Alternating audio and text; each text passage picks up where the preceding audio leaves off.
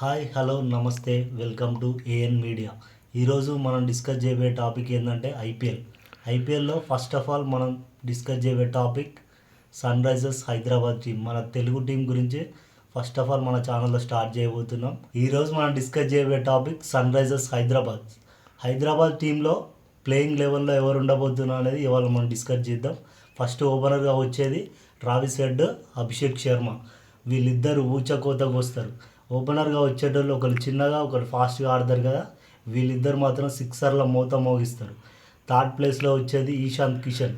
ఈసారి పక్కా కప్పు కొట్టడానికే వచ్చిన ఈశాంత్ కిషన్ ముంబై ఇండియన్స్లో ఎట్లా ఆడిందో తెలుసు కదా, పవర్ ప్లేలో 60 కొట్టే సత్తా ఉన్నాడు.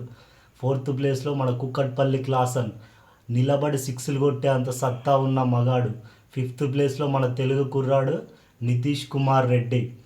ఆల్రౌండర్ కోటాలో హర్షల్ పటేల్, ప్యాట్ కమిన్స్ మన సన్ రైజర్స్కి నాయకత్వం వహించడానికి వచ్చింది. ఈసారి పక్క కప్పు కొట్టే తీరుతాడు. తర్వాత బౌలింగ్ కోటాలో ఫాస్ట్ బౌలర్గా ఉనాద్కడ్, మొహమ్మద్ షమి తెలుసు కదా మన ఇండియన్, కొడితే వికెట్ పగిలిపోవాల్సిందే. బౌలర్స్లో ఆడమ్ జంపా, రాహుల్ చాహర్.